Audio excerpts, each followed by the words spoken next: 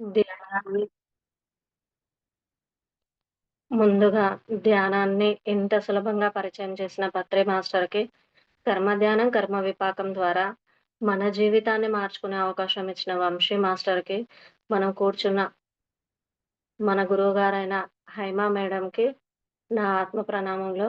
జీవాత్మ ప్రపంచ నియమాలు ఈ పుస్తకం చదువమని నన్ను ప్రోత్సహించిన ప్రతి ఒక్క ఆత్మ బంధువుకి, వింటున్న ఆత్మ బంధువుకి నా ఆత్మ ప్రణామములు.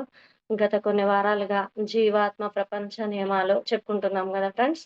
ఈరోజు మన టాపికొచ్చేసి ఒక తల్లికి ఇద్దరు కుమారులు యాక్సిడెంట్‌లో చనిపోతారు. ఆ తల్లికి ఇద్దరు కుమారులే ఉండడం ద్వారా ఆహ్, అంటే ఆ తల్లి భూమి మీద ఆ బాధతో జీవించలేదని చెప్పి ఇద్దరు విస్పి, రతు అనే ఇద్దరు కుమారులు ఆహ్, అక్కడ పైన ఆత్మలోకంలో సదాత్మలతోని పర్మిషన్ తీసుకొని, ఆ తల్లితోని ప్రతిరోజు మాట్లాడుతూ ఉంటారు. ఆ మాట్లాడిన సందేశాలు ఆ తల్లి తన వరకే పెట్టుకోకుండా మనకి కూడా అందించింది. అంటే మన భూమి మీద ఎలా మన జీవితాన్ని సాగించాలి అని, మనం ఎలా జీవిస్తే ఎక్కడికి వెళ్తాము, ఎలా వెళ్ళగలుగుతాము, ఎంత సంతోషంగా వెళ్ళగలుగుతాము అని ప్రతి ఒక్క సబ్జెక్ట్‌లో అమ్మ చెప్తూ వస్తుంది. ఈరోజు మన టాపికొచ్చేసి బావుంది టాపిక్. ఆత్మలోకంలో మరో ఆవరణకి వెళ్ళడం. ప్రమోషన్ రావడం. అంటే చదువుకునే రోజుల్లో 10థ్ తర్వాత ఇంటర్‌లోకెళ్ళడం. చాలా హ్యాపీగా వెళ్తాం గదా! ఎలా వెళ్ళాలి? ఇక్కడైతే మనకి సబ్జెక్ట్స్ పాస్ అవుతాం. తెలిసింది. అక్కడ గూడా అలానే ఉంది. అది సబ్జెక్ట్ ఈరోజు. ఓకే ఫ్రెండ్స్ మరి స్టార్ట్ చేసుకుందాం. ఆత్మలోకంలో మరో ఆవరణకి వెళ్ళడం. ఇది మన టాపిక్. ఆత్మలోకంలో 7 ఆవరణాలు ఉంటాయి. అన్నిటికన్నా కింది ఆవరణ ఫస్ట్‌ది. అన్నిటికన్నా పైన ఆవరణ సెవెంత్‌ది. 7 ఆవరణాలుంటాయి గదా! పై మెట్టు ఏమో ఏడవది. కింది మెట్టేమో ఫస్ట్‌ది. మీరు చేసే మంచి పనులు, పాపాలను బట్టి మీ అంతరాత్మ మీకు ఏ ఆవరణకి అర్హత ఉంటే ఆ ఆవరణకి మనల్ని చేరుస్తుంది. అంటే మనం భూమి మీద శరీరాన్ని వదిలిపెట్టగానే మన మనసు, భౌతిక శరీరం అన్నీ కింద భూమి మీదనే ఉండిపోతాయి. మన హృదయం మేల్కుంటుంది కదా!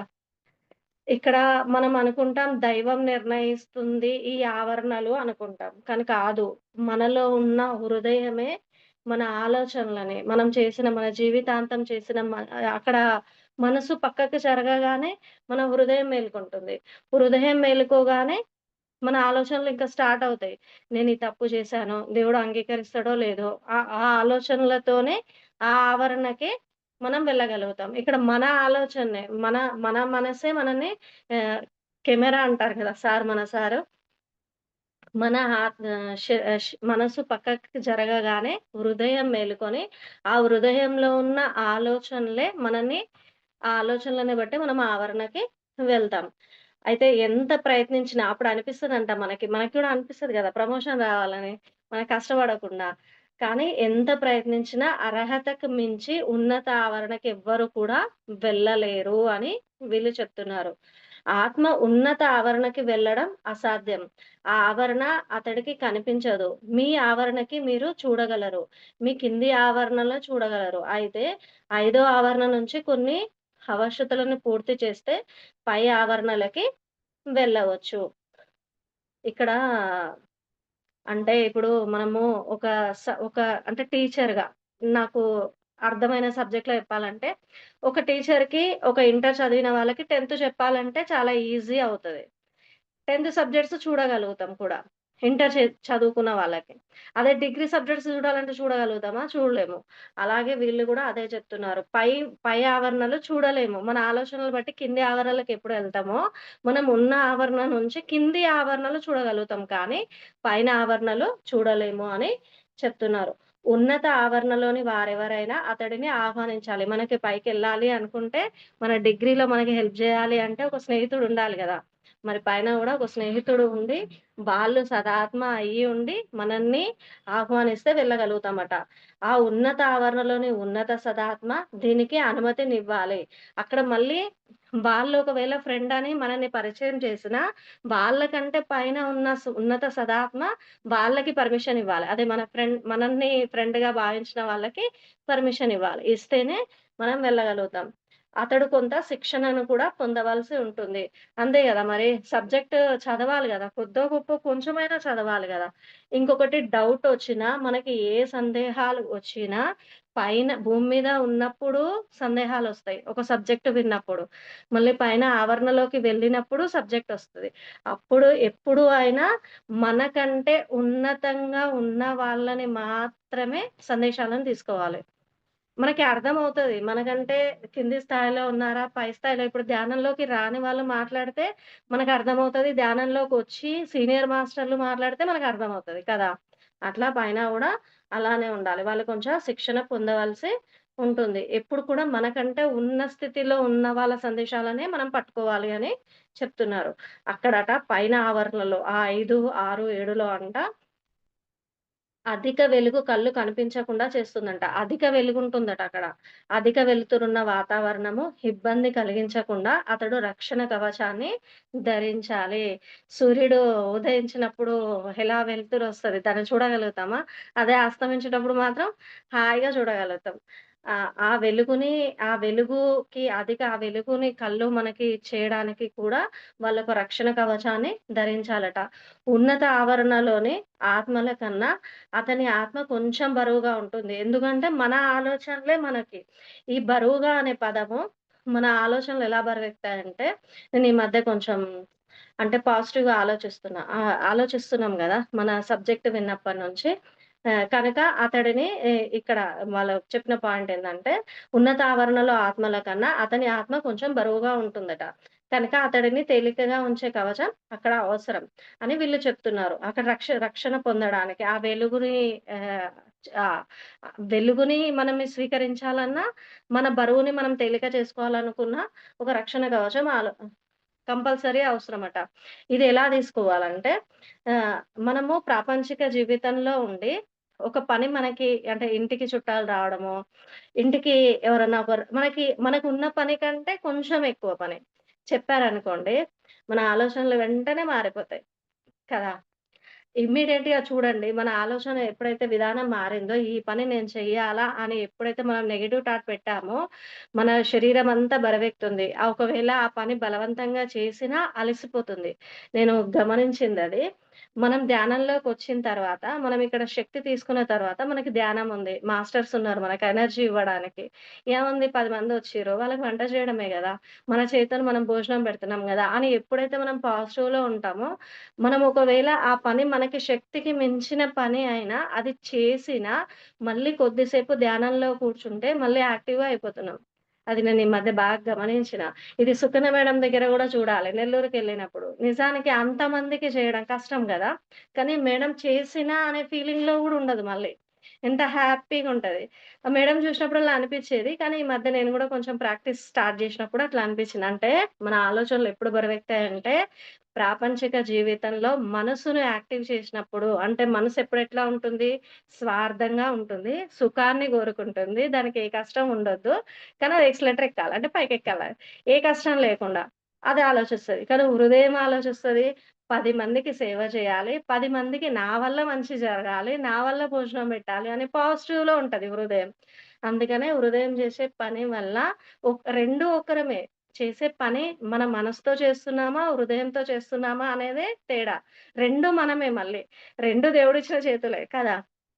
అది దాంట్లో నేను చాలా వరకి గమనించానది. అది వీళ్ళు చెప్పేది గూడా. మనం అక్కడ ఎక్కడైతే మన లోపల కుళ్ళు, కుతంత్రాలు, ఒకరిని మోసం చేయాలనే భావాలు ఉంటాయో, మన శరీరం ఆటోమేటిక్‌గా ఇక్కడ శరీరాన్ని వదిలిపెట్టిన రెండో శరీరం తీసుకుంటామని జెప్పారు కదా!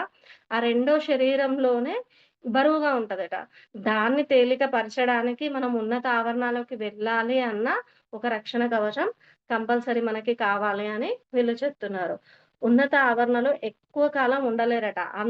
అట్లా రక్షణ కవచం తీసుకొని పోయినా, అంత జాగ్రత్తలో శిక్షణ తీసుకున్నా కూడా మనం ఎక్కువ కాలం అక్కడ ఉండలేమట. తరచుగా అక్కడికి వెళ్ళలేరు. ఐదో ఆవరణ నుంచి ఆరో ఆవరణకి వెళ్ళగలరు. ఆరో ఆవరణ నుంచి ఏడో ఆవరణకి వెళ్ళగలరట. ఇలా వెళ్ళగలిగేది కూడా అరుదుగా ఉంటదట. కొద్ది కాలం పాటు మాత్రమే అక్కడ ఉండే అవకాశం ఉంటుంది. అంటే మనకెక్కువ పర్మిషన్‌లు అక్కడ ఉండవు. అయితే ఇది చనిపోయిన తర్వాతనే జరుగుతదా అనేది మనకొక క్వెషన్ రావచ్చు కదా! ఇక్కడ డౌటొచ్చేది. నాకే వచ్చింది. అంటే చనిపోయిన తర్వాతనే మనం ఈ ఆవరణలు చూడగలుగుతామా? లేదు. భూమి మీద ఉన్నప్పుడు గూడా చూస్తున్నాం డ్రీమ్స్ ద్వారా. మనకి సార్ ఇచ్చిన సబ్జెక్ట్ ద్వారా. మనం కర్మధ్యానం చేసినా, గతం చూపిచ్చినా తెలియని ప్రదేశం చూపిస్తారు. తెలియని మనుషులను చూపిస్తారు.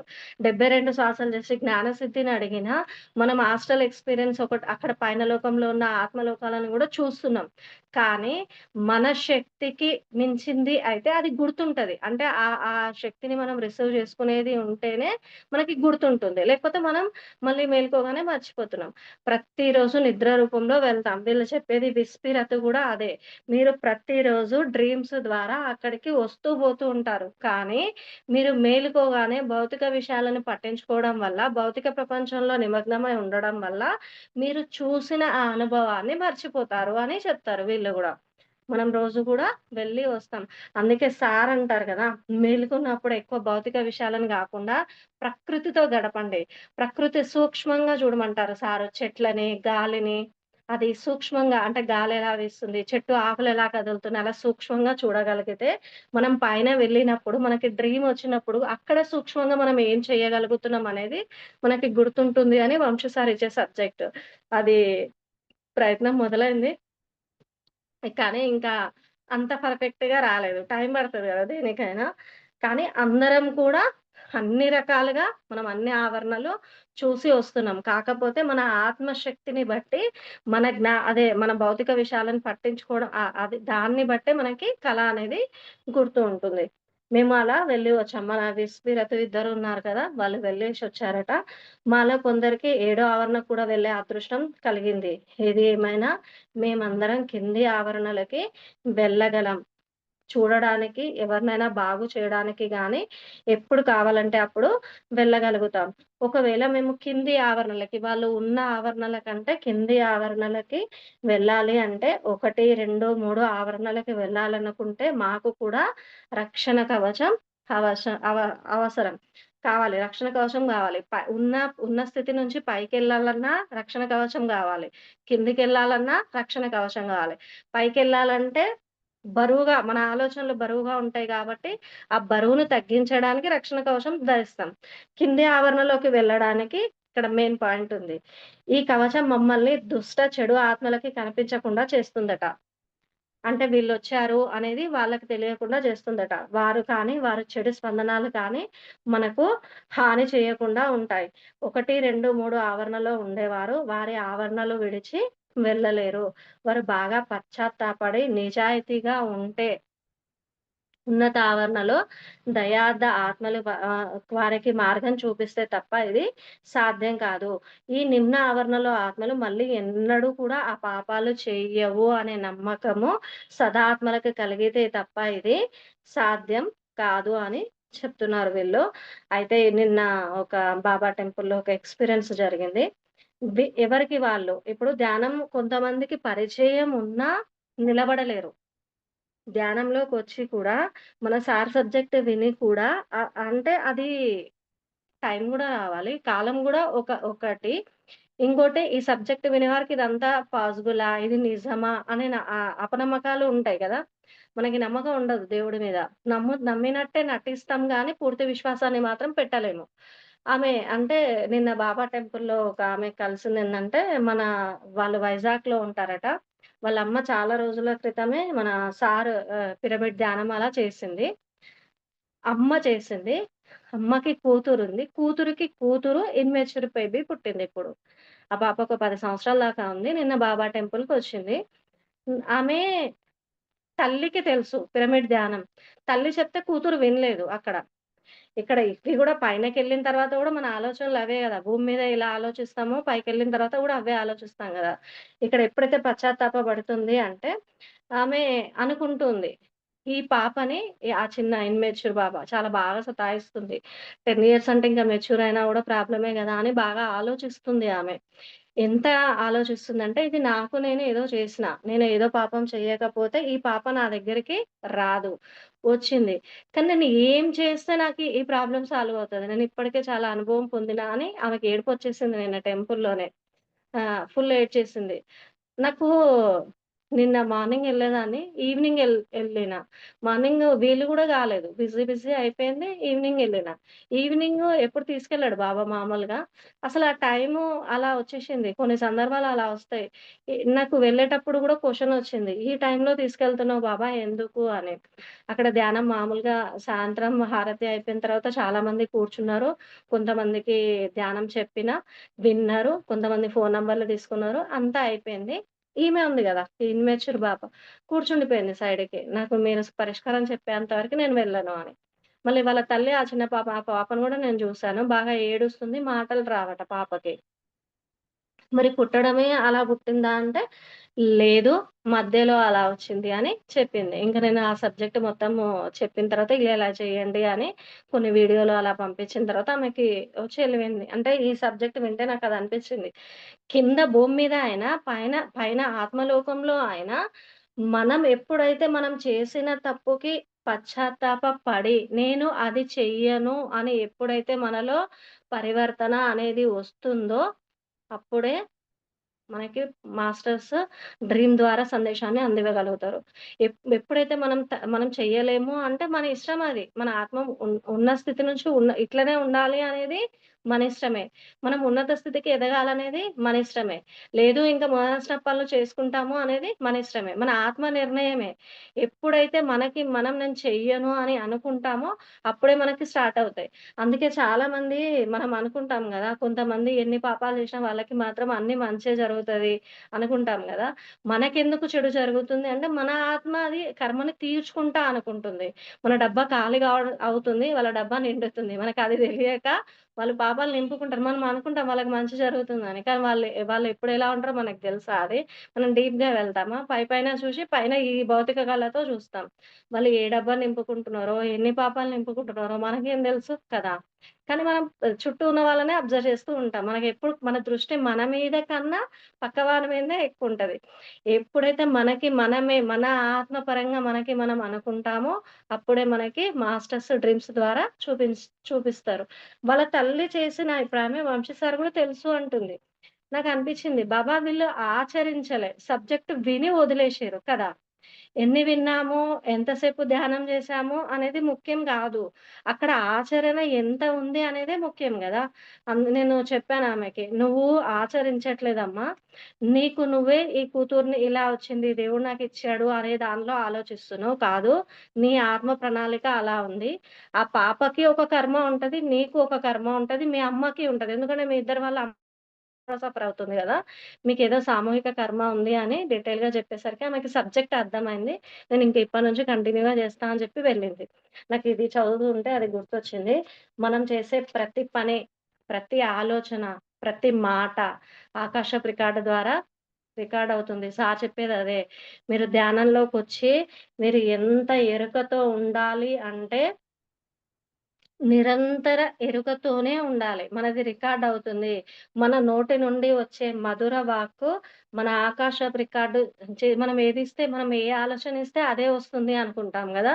మనం ఇచ్చే ఆ మధుర వాక్కులు ఆ మాస్టర్స్ గమనించి, ఓహో! వీడి నోటి నుంచి మంచి మాటలొస్తున్నాయని చెప్పి మన కర్మని తగ్గించే ప్రయత్నం జేస్తారట.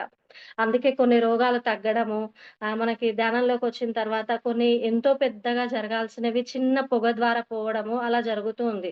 మన నోటి నుండి వచ్చే మధుర వాక్కు బట్టే. కొంతమందికి తృప్తి ఉండదు కదా! ఎన్ని ఉన్నా తృప్తి లేకుండా మాట్లాడతాం. అది వాళ్ళకి అదే జరుగుతూ ఉంటుంది. అది మనం గమనించం అంతవరకే. కానీ మనం గమనించినంత మాత్రాన వాళ్ళ పాపపు డబ్బా నిండకుండా పోదు గదా! అందుకే సార్ చెప్పేదేంటంటే ప్రతి క్షణం కూడా ఎరకతోనే ఉండాలి. మాట్లాడే మాట ఎలా వస్తుంది? చేసే పని ఎలా ఉంది? మన లోపల ఆలోచనలు ఎలా ఉన్నాయి? ఈ 3 ద్వారానే కర్మ రికార్డ్ అవుతుంది. మనకొచ్చే రిజల్ట్ కూడా మన ఆకాశపు రికార్డ్ ద్వారా మనకొచ్చే రిజల్ట్ గూడా అలానే ఉంటుంది. ఇంకొకటి ఇక్కడ సార్ అంటే ధ్యానం చేయకుండా వ్యతిరేకంగా మాట్లాడే వాళ్ళ దగ్గర, తృప్తి లేని జీవుల ద్వారా ఆరా క్లినిక్‌లో చెప్తారు గదా! ఒక చిన్న బాబు బురదను అంటించుకొనొస్తే, ఆ బురద తల్లి కడుగుతుంది. తల్లి బురదలో ఆడదు. కానీ తల్లికి మాత్రం బురద అంటుతుంది. అలాగే మనం కూడా ఆరా క్లినిక్ చేసేటప్పుడు ఈ ఎవరైనా చనిపోయినప్పుడు వెళ్ళినప్పుడు కూడా ఇక్కడ మనకు ఆ నెగెటివ్ ఎనర్జీ రాకుండా ప్రతి నిమిషం ఆరా క్లినిక్ చేసుకొనే బయటికెళ్ళాలి అని చెప్తారు. ఆరా క్లినిక్ అంటే మనం డైలీ చేసుకుంటున్నాం గదా! సూర్యకిరణాలకి ఆ సూర్యకిరణాల శక్తికి మనలో ఉన్న నెగెటివ్ ఆలోచనలు మాడి మసిగా మారినట్లు బూడిద రంగులోకి మారుతున్నట్లు భావించాలి. నెక్స్ట్ అవే మళ్ళీ కాంతి రూపంలోకి గూడా వస్తుంది అని భావించుకోవాలి. మన భావనే సృష్టి కదా! మళ్ళా సూర్యకిరణాల అద్భుత శక్తి ప్రవాహం మన శరీరంలో ప్రతి అణువుకి వస్తున్నట్టు భావించాలి. దీన్ని ఆరా క్లినిక్ అంటారు. మళ్ళీ ఆరా లాక్ చేసుకొని వెళ్ళాలి. విష్ణుమూర్తి యొక్క సుదర్శన చక్రం మధ్యలో కూడా మనమందరం ఉన్నట్టు, మనకు ఆ శక్తి అదే ఆ నెగెటివ్ ఎనర్జీ రాకుండా ఉన్నట్టు, ఇదంతా మనం అక్కడ లాక్ అయి ఉన్నట్టు, విష్ణుమూర్తి సుదర్శన చక్రంలో లాక్ అయి ఉన్నట్టు గూడా మనం భావించుకొని వెళ్ళాలి. ఈ ఆరా క్లినిక్ నిరంతరం చేసి మనం మాట్లాడే మాట ఎప్పుడైతే ఎరుకతో ఉంటామో, అప్పుడు మనలో పరివర్తన వస్తుంది. మనలో వచ్చింది అనేది ఎప్పుడైతే మాస్టర్స్‌కి అర్థమవుతదో, అప్పుడే మనకి కర్మలనేది కొంచెం హై లెవెల్‌లో అనుభవించాల్సింది జస్ట్ పొగ రూపంలో చిన్నగా అనుభవించి తీర్చేసుకుంటాం దాన్ని.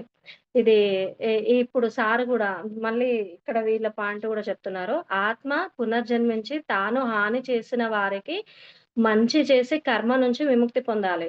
దీనికి కొన్నిసార్లు వందలాది ఏళ్ళు పడుతుందట. ఆత్మ పునర్జన్మించి తాను హాని చేసిన వారికి మంచి చేసి కర్మని విముక్తి పొందాలి. అంతే గదా! మన శత్రువులకి గూడా మనం క్షమించాలి అని జెప్తున్నారు గదా సారు. కొన్ని సార్లు వందలాది ఏళ్ళు పడుతుందట. ఈ క్షమించడానికి చాలా కష్టం మరి. క్షమించడం ఒక పదం. కానీ చాలా కష్టం అది. కొన్నిసార్లు కొన్నేళ్లలోనే విముక్తం కావచ్చు. ఇదంతా ఆత్మ చేతుల్లోనే ఉంటుంది. నిన్న ఒక కల వచ్చింది నాకు రాత్రి. దాంట్లో నేను ఏ సమస్య అయితే బాధపడుతూ ఇక్కడ ధ్యానంలోకొచ్చానో, ఆ కల నిన్న జూపిచ్చారు. నిజానికి ఆ కల మామూలుగా నేను ధ్యానంలోకొచ్చినప్పుడు చూసుకుంటే మాత్రం చాలా డిప్రెషన్‌లోకెళ్ళిపోయేదాన్ని. నేను ఇంత పెద్ద కర్మ చేశానా అని. కానీ ఏది అయినా ఇది పచ్చి నిజం. ఇది మనం ఒకరికి ఇస్తేనే మనకొస్తుంది. నా వాస్తవానికి నేనే కారణము అనేది కూడా మళ్ళీ ఆలోచన విధానంలో దాంట్లో ఆ మొదటి పని చేసింది నేనే అనేది అర్థమవుతుంది. కానీ ప్రస్తుత చైతన్యం మళ్ళీ ఎవరికైతే చేశానో వాళ్ళకి గైడ్ చేస్తున్నా. ఎక్కడ సోల్ లెవెల్‌లో. ఇక్కడ భూమి మీద వినరు అని ఆ సోల్‌ని పిలిచి గైడ్ చేస్తున్నా. అలా వచ్చింది నిన్న డ్రీమ్ బావుండే.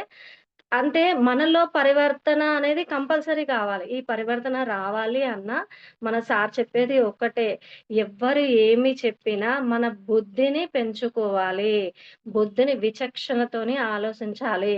నిరంతరం స్వాధ్యాయం చేయాలి. మనకి మనం సెల్ఫ్ చెకింగ్‌లోనే ఉండాలి. ఇంకొకటి సజ్జన సాంగత్యం. ఎప్పుడైతే మనం మంచిగా, పాజిటివ్‌గా మాట్లాడే వాళ్ళతో మాట్లాడుతూ ఉంటామో అప్పుడే మనలో పరివర్తన అనేది వస్తుంది. చాలామంది కొన్ని వందేళ్లలోనే అత్యున్నత ఆవరణకి చేరుకున్నారట. అంటే ఎక్సలెటర్ ఎక్కేసిర్రు వాళ్ళు. కొంత సదాత్మలు తమ మొత్తం ఆధ్యాత్మిక జీవితంలో ఎన్నడూ కూడా 1, 2 ఆవరణలు చూడలేదట. అట్లా ఉన్న ఆత్మలు గూడా ఉన్నాయి. అంటే ఇది ఆత్మ మన చేతుల్లోనే ఉంది. మన ఆత్మస్థితి ఎలా పెట్టుకోవాలి అనేది కూడా మన చేతుల్లోనే ఉంది. ప్రతి ఆత్మ నాలుగో ఆవరణ నుంచి ఐదవ దశ నుండి తన ఆధ్యాత్మిక ప్రయాణాన్ని ఆరంభిస్తుంది. అంటే మన ఆత్మ ఇప్పుడు నాలుగో ఆవరణలో ఉన్నట్టు. మనం 1, 2, 3 ఆవరణలు దాటేసాము. మనం ధ్యానం చెప్పినా వినట్లేదు అంటే వాళ్ళు 1, 2, 3 ఆవరణలో ఉన్నారని అర్థం. ఎవ్వరిని ఇక్కడ జడ్జ్ చేయొద్దు. ఎవరి మీద కంప్లెయింట్ ఇవ్వద్దు. ఎందుకు అంటే మనం కూడా ఆ 1, 2, 3 ఆవరణల నుండి వచ్చిన వాళ్ళమే. ఇప్పుడు ఎన్నో జన్మలు తీసుకొని మనలో పరివర్తన వచ్చింది కదా! వాళ్ళకి టైమొచ్చినప్పుడు వాళ్ళు వస్తారు అనుకోవాలి. ఇంక చాలా ఆత్మలు త్వరితంగా పైకి ఎదుగుతాయట. కొన్నిటికి వేల ఏళ్ళు పడుతుంది. మరికొన్ని ఆత్మలు యుగాలు తరబడి కింది స్థాయిలోనే ఉండిపోతాయి. వాళ్ళ లోపల ఆ కుళ్ళు, కుతంత్రాల అంతర్గుణాలు సార్ చెప్తారు గదా! ఒక వీడియోలో మన మనలో ఉన్న అంతర్గుణం ఒక చిన్న ఆవగింజంత సైజు మారాలన్నా కూడా కొన్ని ఆత్మలకి కొన్ని సందర్భాలలో యుగాలు పడతాయట. వీళ్ళు గూడా అదే చెప్పారు. ఆత్మలకి నిర్దిష్ట నియమము, కాలం అనేది ఏమీ లేదు. బాగుపడాలని ఆ వ్యక్తికున్న నిశ్చయమైన నిజాయితీ గల కోరికను బట్టి ఆధ్యాత్మికంగా ఎదగడానికి స్వల్ప కాలం మాత్రమే పట్టవచ్చు. కానీ నిరంతరం మాత్రం మనం ఎరకతోనే ఉండాలి. అయితే ఇక్కడ బుద్ధిని వికసించాలి. మనం నిరంతరం చేయాల్సింది స్వాధ్యాయము, సజ్జన సాంగత్యము ఇలా చేస్తూ ఉండాలి. మనలో మన ఆత్మకి ఎప్పుడైతే పరివర్తన వస్తుందో, మనం ఎప్పుడైతే గత జన్మలో చేసిన పాపాలకి పశ్చాత్తాప పడతామో, అప్పుడే మనకి మన డబ్బా ఖాళీ కావడం స్టార్ట్ అవుతది. మన పాపాల డబ్బా ఖాళీ కావడం స్టార్ట్ అవుతది. మనకంటే అంటే వాళ్ళు చెడు చేసిన వాళ్ళకి మంచే జరుగుతుంది అంటే, వాళ్ళ పాపపు డబ్బా నిండుతుంది అని అర్థం. ఇక్కడ ఎవరిని కూడా మనం జడ్జ్ చేయలేం.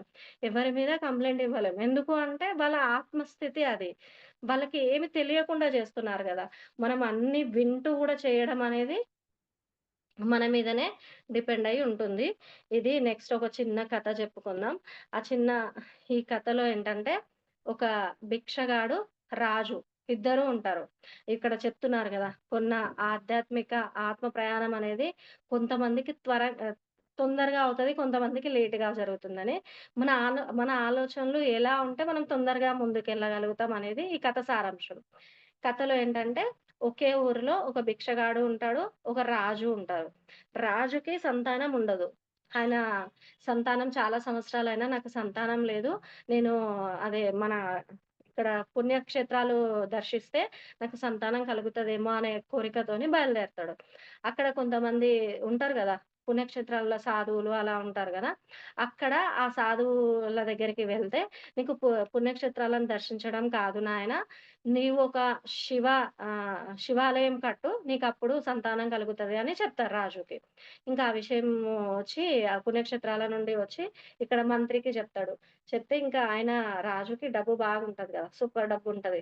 ఇంకా ఎక్కడ లేని అంటే కీర్తి ప్రతిష్టల కోసం ఈ రాజు పలానా రాజు పలానా గుడి ఇంత అద్భుతంగా కట్టాడు అని మనకి చాలా పేరు రావాలి అని చాలా డబ్బు పోసి విపరీతంగా చాలా అందంగా, అద్భుతంగా కడతాడు ఆ టెంపుల్‌ని. ఇంకా రాజుకి ఎవరికీ స తీసుకోవాలని కూడా లేదు గదా! అంటే ఎవరి దగ్గర డబ్బు తీసుకోవాలన్న ఆలోచనలు గూడా అవసరం లేదు రాజుకి. ఇంకా మంచి డబ్బుంటది గాబట్టి మంచిగా జేసి గుడి బాగా కడతాడు. గుడి కట్టిన తర్వాత శివాలయంలో శివుడిని ప్రతిష్ఠించాలిగా విగ్రహాన్ని. నేను శివరాత్రి రోజు ప్రతిష్ఠిస్తాను శివయ్య అని పరమేశ్వరుడికే చెప్పి పడుకుంటాడు. పడుకున్న తర్వాత ఇక్కడ స్టోరీ అది. క్వెషనేసుకుంటాడాయన. శివరాత్రి రోజు యేసుకుంటా, నువ్వు రావాలి శివయ్య అని చెప్పి పడుకుంటాడాయన. ఆయన జర్నీ అలా సాగుతూ ఉంటది. క్వెషనేస్తాడు, ఆన్సర్‌కి టైం పడతది. ఇక్కడ భిక్షగాడు ఉన్నాడు గదా! అతడికి ప్రతిరోజు ఒక పూట అన్నం కోసము భార్యాభర్తలే ఉంటారు. అతడికి సంతానం కలుగుతది కానీ చిన్న ఏజ్‌లోనే వ్యాధి రూపంగా ఆయన వ్యాధులొచ్చినా డబ్బు లేదు గదా! ఆయన దగ్గర. ఇంకా ఆయన పెట్టి పిల్లల్ని బ్రతికించుకోలేక పిల్లల్ని పోగొట్టుకుంటాడాయన. అయితే ఆయన అక్కడ భిక్షగాడు పిల్లలందరూ పుడుతూ చనిపోతారు. ఏదో ఒక రోగమొచ్చి చనిపోతారు వాళ్ళు. ఇద్దరు భార్యాభర్తలు మాత్రమే ఉంటారు. ఆ ఇద్దరు భార్యాభర్తలకి ఇంక నేను నా భార్య అని భిక్షాటన చేసి ఆయన భార్యని పోషించుకుంటూ బతుకుతాడు. జీవితం సాగిస్తూ ఉంటాడు. ఒకరోజు 2, 3 రోజులు తుఫానొస్తది. మనకి తుఫానొస్తే 2, 3 రోజులొస్తది కదా! కంటిన్యూగా. అలా వర్షమొస్తది. ఆ వర్షానికి వాళ్ళ భార్య చాలా వీకుండి ఆమె మంచాన పడతది. ఇంకా ఇంట్లోనే వర్షం పడతది. ఆయన పూరి గుడిసెలా ఉంటది ఆ భిక్షగాడికి. అయితే ఆ వర్షంలోనే బయటికెళ్తాడు. "ఇంత వర్షంలో నువ్వెందుకెళ్తున్నావయ్యా?" అని భార్య అడిగితే, "మరి నీకు కొంచెం గంజి నీరన్నా బొయ్యాలి గదా! మరెలా?" అని జెప్పి ఇంక భార్య కోసం బయటికెళ్తాడు. మధ్యలో దారిలో ఒక అతడు కనిపిస్తాడు. అతడి ఆలోచన ఎలా ఉంటదంటే, ఆ భిక్షగాడి ఆలోచన ఫుల్లు వర్షం పడుతుంది. నార్మల్‌గా వాతావరణం ఉంటే మన ఆలోచనలు వేరే ఉంటాయి. భార్య జూస్తే మంచం మీదుంది. నేను భార్యను గూడా బతికించుకోలేనా? పిల్లల్ని ఎలాగో పోగొట్టుకున్నా. కనీసం భార్యని బ్రతికించుకోవాలి గదా! అని చెప్పి ఆ భావనతోని బయటికెళ్తాడు. అప్పుడు ఏమనుకుంటాడంటే శివయ్యతోని, "శివయ్య నాకు మళ్ళీ జన్మంటూ ఉంటే నేనిలా భిక్షగాడిలాగా పుట్టొద్దయ్యా! నా కష్టం నేను జేసుకొని బ్రతకాలి. నా పిల్లల్ని నేను పోషించుకునేటట్టు ఉండాలి. నేను ఏదో కర్మ చేశాను గాబట్టి, ఏదో పాపం జేశాను గాబట్టి నాకు ఈ భిక్షాటన వచ్చింది." వంశీ సార్ గూడా అంటాడు గదా! అడుక్కోవడం చాలా కష్టం అని. నిజమే అడుక్కోవడం చాలా కష్టం. మనకేదైనా టైంలో ఏదైనా లేనప్పుడు ఒకరిని అడిగి చూడండి. అప్పుడు అర్థమవుతది అడుక్కోవడం ఎంత కష్టమో అని. ఆ అడుక్కునే వాడికి చాలా హృదయపూర్వకంగా బెట్టాలి మన దగ్గరికొచ్చిన వాళ్ళకి. ఇవ్వడంలో సంతోషం ఉంటది. కానీ అడుక్కోవడంలో అయితే చాలా బాధేస్తది. భిక్షగాడిని చూస్తేనే అర్థమవుతది. అంత బాధతోని నాకు మళ్ళీ జన్మంటూ ఉంటే నేను ఇలా ఉండొద్దయ్యా! మరి నేనేం చేస్తే నాకు మళ్ళీ జన్మలో ఈ కర్మ రాకుండా ఉంటదయ్యా! అని అనుకుంటూ వెళ్తాడు. ఇంక దారిలో ఆయన ఎప్పుడైతే పశ్చాత్తాప పడ్డాడో ఒకరెదురు గావాలి గదా! ఒకతను ఎదురైతాడు. ఎదురయ్యి "ఏందయ్యా ఇంత వర్షంలో వస్తున్నావు" అంటే, "ఇట్లా నా భార్య ఇలా ఉంది. నా భార్యకి గంజి పోయడానికని వచ్చాను" అని ఇంకా చెప్తాడు అతడు. చెప్పిన తర్వాత ఆయనంటాడు అతనంటాడు, "సరే ఇప్పటికి నీ భార్యకి పోషించడానికి నేనిస్తాను" అని కొంచెం ధాన్యం ఇస్తాడు అతడికి. ఇస్తే "నీకు పుణ్యం ఉంటది నాయనా! నువ్వు మంచి పని చేసావు. నా భార్యని బతికించావని" ఇంకా ఆయనకి ఆశీర్వాదం ఇచ్చి వస్తూ ఉంటే అతను ఒక సందేశం ఇస్తాడు. "నీవు మళ్ళీ జన్మకి కర్మ రాకుండా ఉండాలి అంటున్నావు గదా! సూక్ష్మంగా ఆలోచించు." మన గణపతి చాలా సూక్ష్మంగా ఆలోచిస్తాడు గదా! అంటే ప్రపంచమంతా ఒక రౌండ్ కొట్టి రమ్మంటే తల్లిదండ్రుల 3 చుట్లు తిరుగుతాడు గదా! అలా సూక్ష్మంగా ఆలోచించు. నీకు నువ్వు శివాలయం కట్టు. నీకప్పుడు ఈ కర్మ మళ్ళీ రాదు అని చెప్తాడు. అక్కడ రాజుకి పిల్లలు లేకపోతే శివాలయమే కట్టమన్నారు. ఇక్కడ ఈ ఈ భిక్ష వాడికి కూడా శివాలయమే కట్టమన్నారు. నెక్స్ట్ జన్మ రాకుండా ఉండాలంటే. అతడు పశ్చాత్తాపం పొందాడు కదా! ఇంకా ఆయన అనుకుంటాడు, నా చేతిలో ఒక రూపాయి లేదు. నేను ఎలా శివాలయం కట్టుకుంటా శివయ్య అని అదే ఆలోచనలోనే ఉంటాడు. ఇంకా ఒక రాత్రి ఆయనకి ఆలోచనొస్తది. ఏమని అంటే, మనసులో నామజపం జేసుకుంటూ, ఇటుకలు పేర్చుకుంటూ శివాలయం కడతాడు. ఆయనకొచ్చిన ఆలోచన అది. రోజుకొక ఇటుక వేసి రాత్రిపూట ధ్యానం చేసి మనలాగా మన మన టైప్ అన్నట్టు. హృదయమే దైవ మందిరం అంటాం గదా! ఆ హృదయంలోనే ఒక్కొక్క ఇటుక పేల్చుకుంటూ ఒక శివాలయం, ఒక రూపాన్ని తాల్చుకుంటాడు తన హృదయంలోనే. ఆ రోజే శివరాత్రి రోజే ఆ భిక్షగాడు సరే ఈ రోజుకి నా ఆలయం పూర్తవుతుంది శివయ్య. నువ్వు ఈరోజు శివుడిని విగ్రహ ప్రతిష్ఠన చేసుకోవడానికి నాకు శివరాత్రి రోజు అవకాశం ఇవ్వు అని ఈ భిక్ష ఆయనను గూడా కోరుకుంటాడు. అక్కడ రాజు గూడా అదే కోరుకున్నాడు. అయితే శివుడిని అడిగి పడుకున్నాడు గదా! రాజు గూడా. రాజుకి కలలోకొచ్చి పరమేశ్వరుడు చెప్తాడు. ఇక్కడ మల్లయ్య అనే భిక్షగాడున్నాడు. ఆ భిక్షగాడు గూడా ఇట్లా హృదయంలో దైవ మందిరం కట్టాడాయన. నేను అక్కడికే శివరాత్రి రోజు వెళ్తా. నీ దగ్గరికి ఇంకో రోజు వాయిదా యేసుకో అని జెప్తాడు. అప్పుడు రాజుకి అనిపిస్తది, నేను ఇంత అద్భుతంగా, ఇంత డబ్బులు పెట్టి, ఇంత అంటే పవిత్రంగా ఆయన గూడా పవిత్రంగానే కడతాడుగా రాజు. ఇంత కష్టపడి కడితే, నువ్వు నా దగ్గరికి రాకుండా అక్కడికే ఇస్తున్నావా అని ఇంకా ఆ భిక్షాటనని మెలుకువ వస్తదతడికి. మెలుకువ రాగానే ఆ మల్లయ్యని కలుసుకొని, నీదే కరెక్ట్ అని. అప్పటి వరకు ఆ మల్లయ్యకి గూడా తెలీదు. ఆ భిక్ష అతడికి గూడా తెలీదు. శివుడు అంత ఇంపార్టెంట్ ఈయనకిస్తున్నాడు అని తెలీదక్కడ. తెలియకుండా ఇంక రాజు అక్కడికెళ్ళి, "ఇట్లా శివుడే నాకొచ్చి చెప్పాడయ్యా, నీదే కరెక్ట్ అట. హృదయంలో దైవాన్ని నిలుపుకున్నావు. నీ ఆలయానికే శివరాత్రికొస్తాడట. మరి నా ఆలయాన్ని తర్వాత వాయిదా ఏసుకోమన్నాడు. నాకు అంటే ఒక ఆలయాన్ని మనం ఓపెనింగ్ జేసుకోవాలంటే ప్రత్యేక స్పెషలిస్ట్ వాళ్ళని పిలుస్తాం గదా! అతిథులని. ఆ ముఖ్య అతిథి నువ్వేనయ్యా" అని చెప్పి ఇంక రాజు ఇతన్ని తీసుకొనెళ్ళి ఆహ్, అక్కడ ఇక్కడ ఫస్ట్ శివరాత్రి రోజు శివయ్య ఇతడి దగ్గరికే వస్తాడు. దైవ మందిరంలోకే వస్తాడు. తర్వాత మళ్ళీ ఒక మంచి ముహూర్తం పెట్టుకొని రాజు అక్కడ ఈయన ముఖ్య అతిథిగా తీసుకెళ్ళి ఆ గుడి ఓపెనింగ్ చేసుకుంటారు. ఇది స్టోరీ. అంటే మన దారి ఎంత కరెక్టు అనేది ఇక్కడ మనం ధ్యానం, సజ్జన సాంగత్యం 4 చెప్తారు కదా సారు.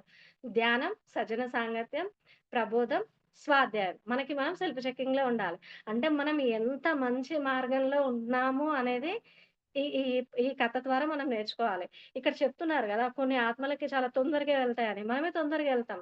మనం ఎప్పుడైతే నిరంతరం మన క్వెషన్‌లు 72 శ్వాసల ద్వారా ఏసి అంతర్గుణాలను ఎప్పుడైతే చెక్ జేసుకుంటామో నాకు రాత్రి కల గూడా ఆ కర్మ చూపిచ్చారు. చూపిచ్చిన తర్వాత నేను మళ్ళీ అనుకున్నా. నాకు నువ్వు ఏ జ్ఞానం ఇవ్వాలన్నా నాకు మాత్రం నా లోపలున్న వీక్ పాయింట్లు పోవాలి. పోతేనే గదా తండ్రి నీ జ్ఞానం నాకొచ్చేది అనుకున్నా. నా లోపల ఉన్న చిన్నప్పటి నుంచి ప్రకృతి వల్ల గుణాలొస్తాయంటారు గదా! వంశీ సారు. నాకు ఆ గుణాలు చూపిచ్చారు. ఏ ఏ మనుషుల ద్వారా నేను ఆ గుణాన్ని ఏర్పరచుకున్నా, అది స్పష్టంగా అర్థమైంది. అది ఎట్లా వచ్చింది అని. ప్రతి బ్లాక్‌ని గూడా చూపిచ్చారు. బ్లాక్ అని అర్థమైంది. అంటే వాళ్ళ ద్వారా నేను ఆ ఆలోచనను అలా మార్చుకున్నా అనేది గూడా అర్థమైంది. ఇక్కడ మారాల్సింది నేను. నా చుట్టూ ఉన్న ప్రకృతి కాదు కదా! నేను అప్పుడు తెలియనప్పుడు నేను ఆ బ్లాక్‌ని ఏర్పరచుకున్నా. తీర్చుకోలేని కోరికలని కొన్నిటిని ఏర్పరచుకున్నా. కానీ ఇక్కడికి ధ్యానంలోకొచ్చినా నా అంతర్గుణం మార్చుకోవాలి అంటే, ఆ బ్లాక్‌ని నేనే ధ్యానంలో కూర్చొని మార్చుకుంటూ ఉండాలి. అప్పుడే కదా నా ఆత్మ ఉన్న స్థితి నుండి ఉన్నత స్థితికొచ్చేది. ఆ కళ ద్వారా అర్థమైంది. ఈ రాజు ఈ ఈ స్టోరీ విని గూడా నైట్ పడుకున్నా. అంతకు ముందు రోజు ఈ స్టోరీ విన్నా. విని పడుకున్నా. అబ్బా! నిజంగా ఎంత అద్భుతం గదా! ఈ స్టోరీ అని చెప్పి పడుకున్నా.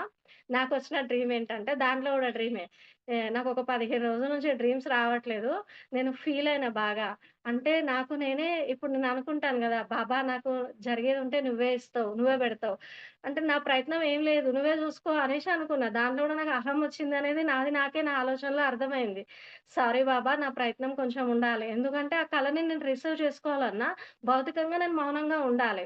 నేను మనసుతో ఉన్నా. మనసుతో ఎలా స్వార్థంగా ఉన్నా. అది నాకు అర్థమవుతుంది. కాదు బాబా అని చెప్పి నేను పశ్చాత్తాప పడ్డంకనే నాకీ 3 డ్రీమ్స్ ఒచ్చాయి. ఈ ఈ కథ విన్న తర్వాత ఇప్పుడు హృదయంలో దైవ మందిరం కడతాడు గదా! అది డ్రీమ్‌లో ఏమైందంటే నేను ఒక టెంపుల్ ఉంది అక్కడ. అంటే గుడి వాతావరణం ఉంది. గుడి 4 గోడలు మాత్రం కనిపిస్తున్నాయి. అక్కడంతా నేను పూజా సామాను మన గ్రూప్‌లో మెంబర్స్ గూడా ఉన్నారక్కడ. అయితే వాళ్ళేమో ధ్యానం జేసుకుంటామని ముందుకెళ్లారు. నేనేమో పూజ సామాను తోముకొని అక్కడొచ్చి పూజ చేస్తా అని అనుకుంటున్నా. కలశం పెడతాం గదా! మనం పూజకి ముందు. అక్కడ విగ్రహం లేదు. మళ్ళీ నా మైండ్‌లో ఆలోచన ఎలా వస్తుందంటే, విగ్రహం లేకపోయినా అణువు నువ్వే నీ చైతన్యమే ఉంది. నీ శక్తే ఉంది. రూపాన్ని మాకు మేము డిసైడ్ జేసుకున్నాం. రూపం ఎందుకు నాయనా నీకు నేను ఇలా పెడతా అని చెప్పి అనుకుంటున్నా. నేను అనుకునే లోపలనే ఒక చిన్న బాబు వచ్చిండక్కడికి. చిన్న బాబు వచ్చి అతడు పెట్టేస్తున్నాడు. సాధారణంగా అయితే మనం చేయాల్సిన పని ఇంకొకరు చేస్తే మనకు కోపమొస్తది. నాకక్కడ కోపం రాలే ఆ డ్రీమ్‌లో.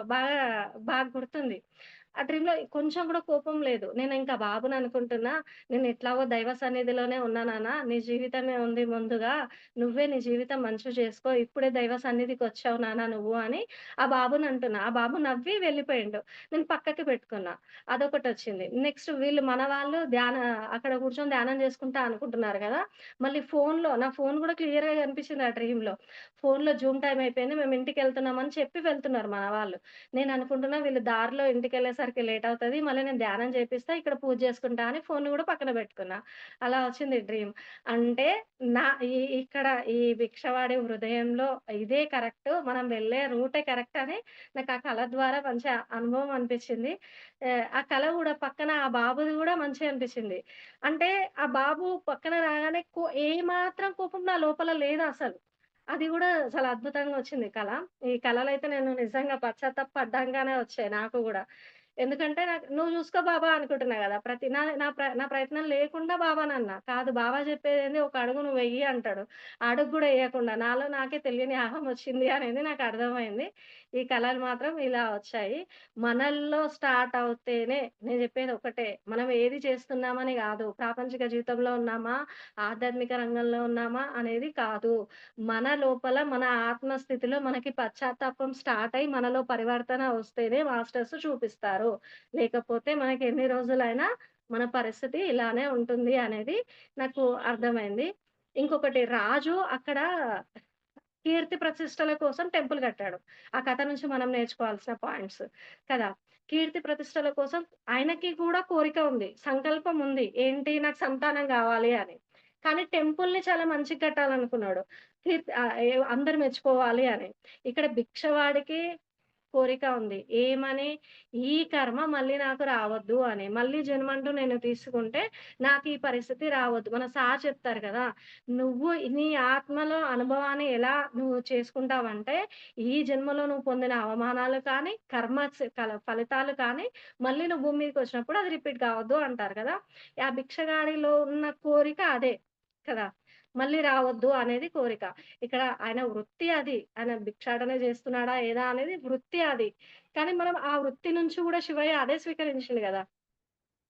ఇక్కడ మనం కీర్తి ప్రతిష్టలతోని కాదు, ఎన్నో డబ్బులు ఖర్చు పెట్టి పూజలు, పురస్కారాలు చేస్తాం. అది కాదు. మన హృదయాన్నే దైవ మందిరంలో చేసుకోవాలి. ఒకప్పుడు తెలిసి తెలియకుండా కొన్ని తప్పులు చేశాం. నిజమే. కానీ ఆ తప్పుని సరిదిద్దుకొని నేను మళ్ళీ చెయ్యను అని అనుకుంటేనే మనం ముందుకెళ్ళగలుగుతాం. మన ఆత్మస్థితిని ముందుకి చేర్చుకోగలుగుతాం. ఇక్కడ ఇంకొక పాయింట్ మనం ఆహారం తీసుకునేటప్పుడు గూడా కొంతమంది మామూలుగా ఏది ముందుకొచ్చినా తృప్తి లేకుండా వాళ్ళకి అన్నీ ఉంటాయి. అన్నీ చేసేవాళ్ళుంటారు. డబ్బులుంటాయి. కానీ తృప్తి లేకుండా జీవిస్తారు. తృప్తి లేకుండా తింటారు. కానీ ఒక్కొక్క పదార్థం మనకొక మేడం జెప్పింది ఒకసారి అంటే మనం ముందుకి ఏ పదార్థం అయితే వచ్చిందో దాన్ని నీ ప్రసాదం అనుకోని తింటే మనం అదే మన లోపలికి వెళ్ళి, మనకి ఏది వచ్చినా దాన్ని ప్రసాదంగానే స్వీకరిస్తాం. అది కర్మ ఫలితమైనా, ఎంత పెద్ద కష్టమైనా దాన్ని మనం స్వీకరించే ఆలోచన విధానమే మారతది. ఎందుకంటే, మనకి శక్తి ఇచ్చేది ఆహారమే గాబట్టి కదా! తీసుకునేది ఏదైనా నీ ముందుకు ఏదొస్తే అది దైవ ప్రసాదం అనుకోని స్వీకరించు. అప్పుడు నీకు ఏదొచ్చినా నువ్వు రిసీవ్ చేసుకునేటప్పుడు గూడా అలానే ఉంటది. ఇక్కడ మనం భిక్షాటన చేసేటప్పుడు గూడా అతడికి గంజి నీళ్ళే వస్తున్నాయి అనుకోలేదు. శివయ్య నాకిది రావద్దు నేనేదో చేశాను అనుకున్నాడు కదా! అది మనము ఇప్పటి నుంచి ప్రాక్టీస్ చేద్దాం. ఇంకొకటి నేను రీసెంట్‌గా ఒక సినిమా చూసా. షార్ట్ కట్‌లో చెప్తా అది గూడా. అది సినిమాలో ఏంటంటే ఇంటర్‌లో 96% వస్తది బాబుకి. ఆ! వస్తే ఆ బాబు చాలా 96% తోనొస్తాడు.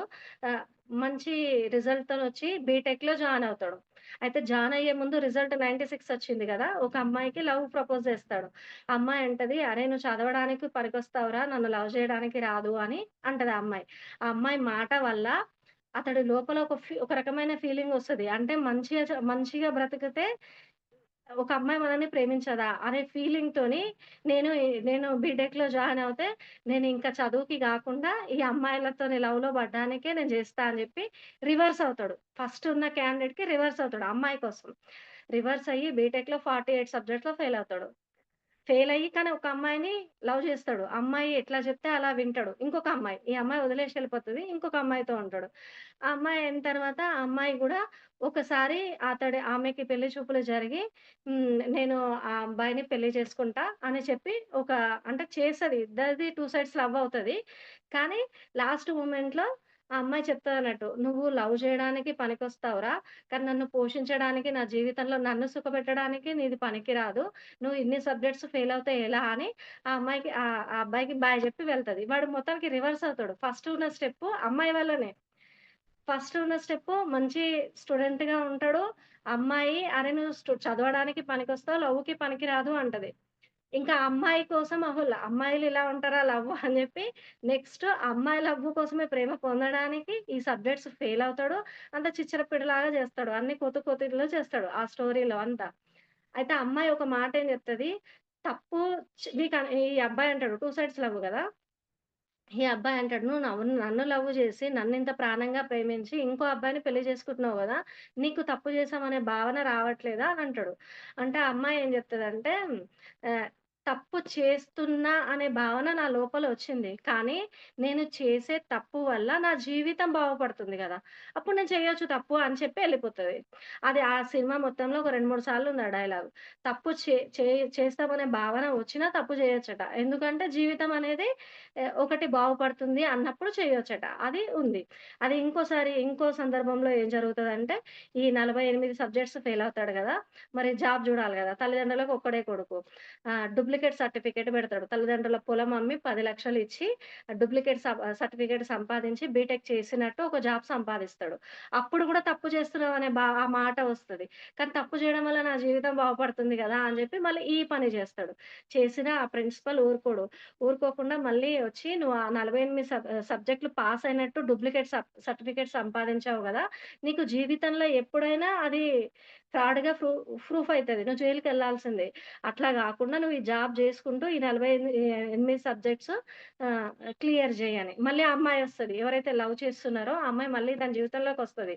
అంటే జీవితంలో సెటిల్ అయ్యిండు గదా! డూప్లికేట్ సర్టిఫికేటో ఏదో గాని జాబ్ అయితే సంపాదించిండు. ఈ జాబ్ ఆరాంగా చేస్తున్న సందర్భంలో ప్రిన్సిపల్ ఒస్తాడు. మళ్ళా ఆమె ఒస్తది. లవ్వరొస్తది. వచ్చి ఆమె అంటది, "తప్పు చేయడం నేననుకున్నప్పుడు కానీ మనము ఒకరి కోసం చేస్తాం. మన బ్రతికేదో అన్ని అబద్ధాలు చెప్పి, బ్రతికే జీవితం అంతా అబద్ధాలు చెప్పుకుంటూ, మోసాలు చేసుకుంటూ, మనల్ని మనం మోసం చేసుకుంటూ, ఏదో మన జీవితాన్ని ఏదో బాగు చేసుకుంటామని చేస్తాం. కానీ ప్రతి నిమిషం మనలో మనకే అంటే మన మనసుకి, మన హృదయానికి యుద్ధం జరుగుతది. ఆ గిల్టీ ఫీలింగ్ భరించడం చాలా కష్టము. అందుకనే ఆ డూప్లికేట్ సర్టిఫికేట్‌కి బదులు నువ్వు సబ్జెక్ట్స్ చెయ్యి అని చెప్తది ఆ అమ్మాయి. ఆ అమ్మాయే ట్యూషన్ చెప్తది అతడికి. ఆళ్ళ అవ్వనే వచ్చి ట్యూషన్ చెప్తది. అన్నీ ఈ 48 47 బానే రాస్తాడు. బానే రాసి ఒక్క సబ్జెక్ట్ రాత్రి ఆ ఒక్క సబ్జెక్ట్‌కి అతడికి నిద్రొచ్చేస్తది. ఆ నిద్రలో క్వెషన్ పేపర్ ఆన్సర్ షీట్ రాయడు. రాయకుండా నిద్రపోయడం వల్ల ఇంకా ఆ సబ్జెక్ట్‌కి మళ్ళీ ఇది ఉంది గదా! ఈ పాత బుద్ధి పోదు గదా! అంతర్గుణం. ఫస్ట్ డూప్లికేట్ సర్టిఫికేట్ తీసుకున్నాడు గదా! అతడికే ఫోను జేసి నేనిట్లా ఒక సబ్జెక్ట్ సరిగ్గా రాయలేదు. నీ ఒక్క సబ్జెక్ట్ వల్ల నేను మళ్ళీ ఫెయిల్ అవుతా. నాకది మళ్ళీ చేయండి అంటే, ఈ మంచిగా రాసిన బాబు ఒకడుంటడు వాళ్ళ కాలేజీలోనే. ఆ బాబు పేపరు అతడికి యాడ్ జేస్తరు. అది సినిమా గాబట్టి అలా తీశిర్రు. మరి నిజ జీవితంలో గూడా జరుగుతదేమో తెలీదు. తీశిర్రు. ఈ హీలింగ్ ప్రాసెస్ గూడా అవే గదా! మన ధ్యానంలో. అందుకే సార్ అంటాడు గదా! ఎవరికి వాళ్ళు సెల్ఫ్ హీలింగ్ జేసుకోండి. హీలింగ్ చేసుకోక ఒకరి నుంచి మనం శక్తిని తీసుకోవద్దు. ఎప్పుడు మన శక్తి మీద మనమే డిపెండ్ అయి ఉండాలి గదా! ఆ బాబు పేపరు అతడికి ఇచ్చి అతడు పాస్ అయినట్టు, ఇటు ఫెయిల్ అయినట్టు చూపిస్తరు. చూపించిన తర్వాత ఈ బాగా చదివిన అబ్బాయి డిప్రెషన్‌లోకెళ్ళిపోయి నేను ఇంత చదివితే నేను ఫెయిల్ అయ్యాను అని ఇంకా సూసైడ్ జేసుకోవడానికి వెళ్తాడు. అప్పుడు చేంజ్ అవుతాడు ఆ హీరో వాడు. నా వల్ల ఒక జీవితం సొసైటీకి చేసుకోవడానికెళ్తాడు. చనిపోడు. బానే ఉంటాడు. వెళ్ళిన తర్వాత అతడికి తెలుస్తది. ఇతడు రాసిన పేపర్ అతడికెళ్ళింది.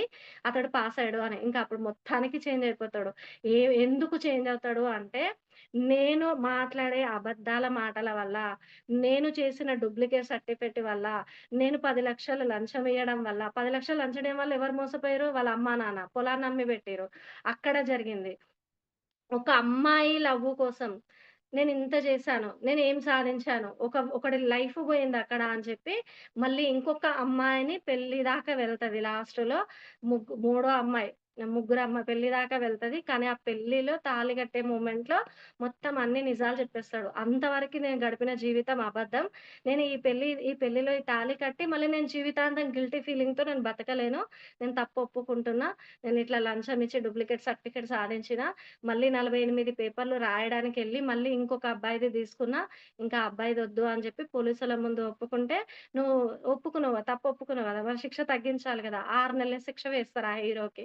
వచ్చి బయటికొస్తాడు. 6 నెలల శిక్ష అనుభవించి బయటికొచ్చిన తర్వాత, అతడికేందంటే లోపల ఇప్పుడు ప్రశాంతంగుంది. అతడు నేను తప్పు చేసినా దాన్ని సరిదిద్దుకున్నా.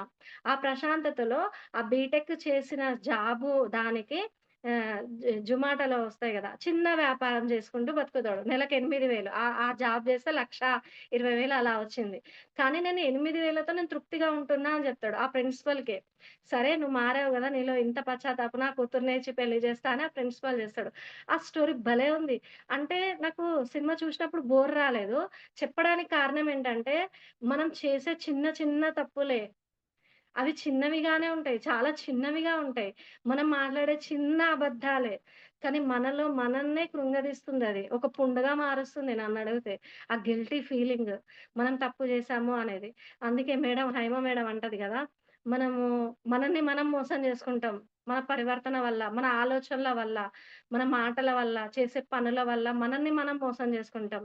మనం పక్కవారిని మోసం జేస్తాం. కానీ దైవాన్ని మోసం జేయలేం. దైవం ముందు ఎప్పుడైనా ఏదో ఒక జన్మ తీసుకున్నా సరెండర్ అవ్వాల్సిందే అక్కడ. నేను జేశాను అని ఎప్పుడైతే సరెండర్ అవుతామో, అప్పుడు మన డబ్బాలో ఉన్న పాపాలు ఖాళీ అవుతాయి. అయితే ఎవ్వరిని పట్టించుకోకుండా మనకి మనమే మన ఆత్మస్థితిని పెంచుకోవాలి. బ్రతికి ఉన్నా, పైకెళ్ళినా కదా! మనం ఇక్కడ ఆవరణలోకి వెళ్ళడము, 4 ఉన్నామా, 5 ఉన్నామా అది కాదు. మనకు 1, 2 కూడా పడిపోవచ్చు. మన అంతర్గుణాలు మార్చుకోకపోతే. చెప్పలేం గదా! అది. మనకు తెలుస్తుంది కూడా. సాధన చేయకపోతే మనం ఎలా ఉంటున్నాం అనేది కూడా మనకు అర్థమవుతుంది. అలా వెళ్ళకుండా ఉండాలంటే మనం ఇప్పుడు కుటుంబంలో ఉన్నాం. మనం ఒక్కరమే లేము. సాధువుగా లేము గదా! అయితే ఒక సాధువు గూడా నేను అది షేర్ చాట్‌లో జూసా. అలెగ్జాండర్ దగ్గరికి ఒక సాధువు, నాగ సాధువు వస్తాడట. అతడు చాలా ఫుల్ హ్యాపీగుంటాడంట. సాధువుకు ఒంటి మీద బట్టలు గూడా ఉండవంట. అలెగ్జాండర్‌కి అనిపిస్తదట. ఏంది ఈయన సాధువుకు ఒంటి మీద బట్టలు గూడా లేవు. కానీ ఇంత సంతోషంగా ఉన్నాడు అని సాధువుని అడుగుతాడట. అడిగితే నా దగ్గర ఏమీ లేవు గాబట్టే నేను సంతోషంగా ఉన్నా నాయన. నీ దగ్గర అన్నీ ఉన్నాయనుకుంటున్నావు గాబట్టి నువ్వు సంతోషంగా ఉండలేకపోతున్నావు అని జెప్తాడట. అదేంటి నేను రాజుని ఇంకా ఆయన రూట్‌లో ఆయన వాదిస్తే ఒక చిన్న రాయి ఇస్తాడట. బాగా సాదు చేతిలో పట్టుకోమని. ఆ చిన్న రాయి చేతిలో పట్టుకున్న 10 నిమిషాల దాకా ఏమనిపియలే. అది టైం పెరిగిన కొద్దీ చెయ్యి బరువైతుందట. చెయ్యి నొప్పి పుడుతుందట. అప్పుడు సాధువు అంటాడట, "బరువు మోస్తేనే తెలుస్తదదయ్యా! అదెంత బరువుంది అనేది. చిన్న రాయే అన్నావు గదా! మరిప్పుడు చెయ్యి నొప్పి పుడుతుందని ఎందుకంటున్నావు?" అంటాడట. ఏదైనా మనం చెప్పడం చాలా ఈజీ. చెప్పడానికి నోరు దేవుడిచ్చాడు. బాబా పక్కనున్నాడు చెప్తున్నా. కానీ ఆచరించడానికి మాత్రం చాలా కష్టము. మన ఆత్మస్థితిని పెంచుకుంటా ఉన్న స్థితి నుంచి మనకు కావాల్సిందదే. మనం భౌతికంగా సంపాదించినయి ఏవి కూడా మనతో రావు. తెలిసిందే అది. మన ఆత్మస్థితిని ఉన్న స్థితి నుంచి ఉన్నత స్థితికి తీసుకురావడానికి కొన్ని మాత్రం పాటించాలి. కుటుంబంలో బరువు, బాధ్యత, తేడాలు చూపించే ప్రేమలు ప్రతి ఒక్కరు ఉంటారు. మన చుట్టూ శత్రువులే ఉంటారు. మన ఆత్మస్థితిని పెంచుకోవడానికి తెచ్చుకున్న కుటుంబం ఇది కదా! అంటే అందరికీ అలా ఉండాలని లేదు చెప్తున్నా. అలా ఉన్నప్పుడు కూడా ఇది కుటుంబాన్ని, బంధాలు అని చూసుకుంటే బాధొస్తది. దాన్నెప్పుడైతే మనం బాధ్యత ఇది నాకు నేను నా ఇష్ట దైవానికి రాసిచ్చిన ప్రామిసర్ నోటు. దీన్ని నేను ఫస్ట్ అంగీకరిస్తా. సార్ అంటారు గదా! నీ ముందుకు ఏదొస్తే అది అంగీకరించు అని. ఆ అంగీకరించగలిగితే మన బంధాలను ఎప్పుడు కూడా బంధాలుగా చూడలేం. బాధ్యతలుగానే చూస్తాం. ఇప్పుడు ఆత్మశక్తిని పెంచుకొని ధ్యానం చేసినప్పుడు గూడా నేను అదే అన్నాను కదా! మనకి శక్తి పెరుగుతది ఆటోమేటిక్‌గా. అదే ప్రాపంచికంగా ఇది నేను జేయాలా అంటే మనం మనం ఆటోమేటిక్‌గా మన ఆలోచనలు మారిపోయి మనం నీరసంగా తయారవుతాం. కుటుంబాన్ని ఎప్పుడు కూడా బాధ్యతగానే చూడాలి. మనకి మనం తెచ్చుకున్న బంధాలివి. మన స్థితిని పెంచుకోవడానికి. అది నిరంతరం ఎరుకతో ఉండాలి. నెక్స్ట్ సమాజంలో కీర్తి ప్రతిష్టల కోసం మనకేదో పేరు రావాలని, మననెవరో పొగడాలని, ఏదో చేయాలి అనుకుంటాం. కానీ బాబా చెప్పేదేంది, "ఓరేయ్! నువ్వు అన్ని ప్రాపంచిక బంధాలన్నీ ఇక్కడ వదలాల్సిందేరా. నా లిస్ట్‌లో నువ్వు చేరు.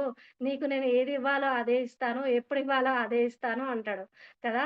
అందుకనే సమాజం గురించి గూడా ఆ కీర్తి ప్రతిష్టల కోసం మనం ఏమీ సాధన చేయాల్సిన అవసరం కూడా లేదు. బంధువులెప్పుడు గూడా చుట్టూ ఉంటారు. మనతో ప్రేమతో ఉన్నట్టే ఉంటారు. కానీ తేడాలు చూపించే ప్రేమలు ఉంటాయి. మళ్ళీ పోలికలు ఒకరి నుంచి ఒకరికి పోలిక. వాళ్ళలా నువ్వు లేవు. వాళ్ళలో మంచి లక్షణం ఉంది. మన ముందంటే మనకు కాలుతది కదా! అవి గూడా వాటిని అలా మాట్లాడినప్పుడు గూడా వాళ్ళ మీద మనం ద్వేషం లేకుండానే చూసుకోవాలి. ఎందుకంటే అందరూ ఆత్మ స్థితులే. ఇక్కడ మన ఆలోచన, మన ఆత్మశక్తిని పెంచుకోవాలన్నా, మన ఎవ్వరితో పోలిక పెట్టుకోకుండా ఉండాలన్నా, మనకి ఎవ్వరి మీద ద్వేషం లేకుండా ఉండాలన్నా, మనం చేయాల్సింది మనకి దైవం ఉంది. విశ్వాసం పెంచుకోవాలి. దైవానికి తెలుసు మనకెప్పుడు ఏవి ఇవ్వాలో. మనం ఉండాల్సింది, చేయాల్సింది ప్రతి రిలేషన్‌ని ఒక ఆత్మగా చూడడం ఒక్కటే కదా! అందరూ ఆత్మలే. ఏ ఆత్మ ఏ ప్రణాళికతో వచ్చిందో మనకి తెలీదు. అనవసరమైన విషయాలను కూడా ఎక్కువ ఆలోచించొద్దు. వాళ్ళ ఆత్మస్థితి అట్లానే ఉంటది గాబట్టి వాళ్ళు అలానే మాట్లాడతారు. మనం ఎందుకు మైండ్‌కి తీసుకోవాలి? మనకి దైవం ఉంది గదా! మనం దైవంతో ఫ్రెండ్‌షిప్ జేస్తున్నాం గదా! ఆ ధైర్యాన్ని మనం లోపల పెంచుకుంటూ ఉండాలి. ఎవరేం చెప్పినా మన బుద్ధిని పెంచుకోవాలి. మన బుద్ధిని ఎప్పుడు కూడా వికసించు విచక్షణతోని ఆలోచిస్తే మన హృదయం చెప్పినట్టే మనం వినగలుగుతాము.